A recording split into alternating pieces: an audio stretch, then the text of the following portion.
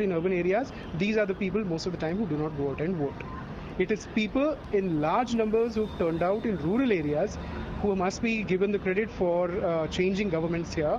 And I think part of the credit also goes to the Election Commission, which has been successful in ensuring that booth capturing, rigging of votes has not happened to the extent that it used to happen earlier.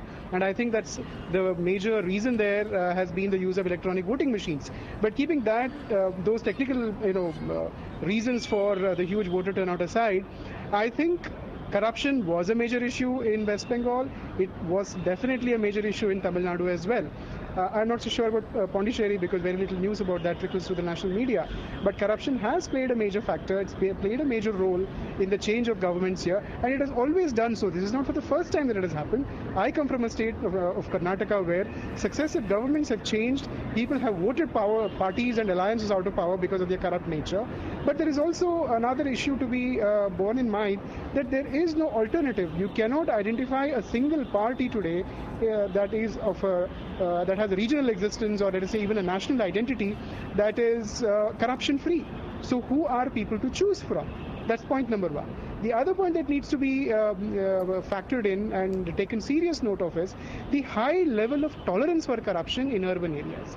You talk to people in metros, you talk to people in class B cities. It's taken for granted that you have to pay bribes to get some service or the other, and that's become a fact of life. Why isn't that the kind of angst that comes out on streets when people like Anna Hazare come out and fast for a Lokpal bill? Why does that not happen every day? Why do people simply not refuse, especially those who can afford to pay bribes? Those who can afford to pay bribes, why can they not come out and say that I refuse to pay a bribe, I'm going to use right to information and check why my entitled service or whatever benefit I'm supposed to get from government is not working? If people start doing this, especially the educated people, I think the effect of such a intervention, mass-based intervention, would be much more than what we see every 5 years. What is required is when people come out. Now, the previous speaker, Mrs. Mathur, talked about the power of social audits. I completely agree with her. Social audits are a unique and phenomenal way of getting people involved in accountability mechanisms. But what happens after social audit? Where is action taken by the bureaucracy to punish the corrupt? How much time delay is there? Why do people get promotions despite the fact that they are charged of corruption? These are the larger systemic issues that must be taken into account. And here I would like to place the blame squarely at the doors of our elected representatives, especially the legislators and parliamentarians. How much action have they taken to ensure that corruption is tackled with in all seriousness in their own constituencies? Some probably might be doing it, but it's not happening at the larger level.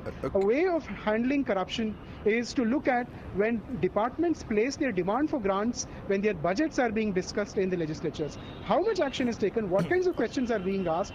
What is being done about finding out why is it that corruption cases are not going forward? Okay, Subir, can I just come in the on law? this? Yes, by all means, please. Yeah, in fact, to respond to both something that Noenika said as well as something that Venkatesh said, on the question of social audits and the right to information, you will regularly read in the papers that activists who are following the right to information have threats to their lives and also sometimes are killed.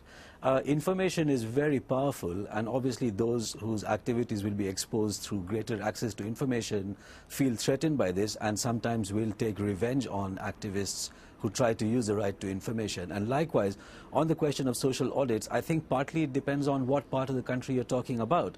So if you're looking at some parts of the country like Madhya Pradesh or Rajasthan, where you've had social movements around the question of social audits, particularly as it affects the rural employment guarantee schemes, then they've been more successful. Otherwise, in fact, just a few days ago, we've had the murder of another of these rural employment guarantee activists in the state of Jharkhand, who's actually been working fairly closely with one of the people who wrote the scheme, Jean Reyes. So that's on the one side.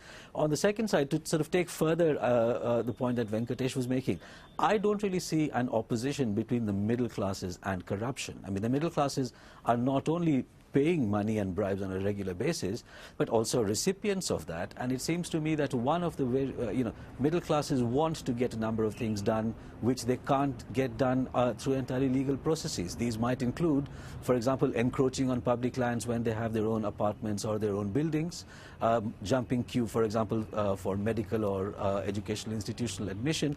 So the middle classes have a very paradoxical role in all of this. On the one hand, they would not like to be seen as being a part of the country that ranks very badly on global lists of corrupt countries.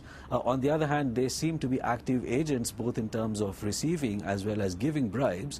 So to my mind, it does not necessarily, the upsurge or resurgence of the middle class is not in itself a way to deal with corruption. I think something else needs to happen. We're rapidly coming towards the end of the programme. I want to give the final word to Nayanika here in Cambridge. The law, Nayanika, treats bribe giving as well as bribe taking as a crime. That makes it pretty hard for people to blow the whistle. Picking up on what both the gentlemen were saying there, to what extent is one explanation for India's problems is that the rule of law is more rhetorical than real. I mean, the law is owned by the politically powerful and the economically wealthy in India, isn't it?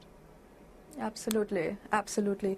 I couldn't agree more with you. And I think this, to treat bribe giving and bribe taking at the same level is absolutely, it's terrible. That, because again, if you look at rural India, you cannot actually subsist on a daily basis without giving small bribes or whatever form that they might be. It would be absolutely unfair to treat a woman living in sort of Himalayan India, running a household on her own, if she gives a bribe to the local village headman so that she can get work on a rural employment program, to treat her at the same level as to be treating a senior bureaucrat who's making sort of millions of rupees out of these development schemes, it's absolutely terrible. So you're absolutely right. The rule of law is really, law is very much something that's in the hands of the powerful. OK, we'll have to leave it there. The news waits for no man, and we're out of time. Many thanks to our guests, Venkatesh Nayak, Nayanika Mathur and Subir Sinha. And thank you so much for joining us here on this edition of Inside Story. As always, we welcome your comments and suggestions. Please email them to us at insidestory@aljazeera.net. From all of us on the team, bye for now.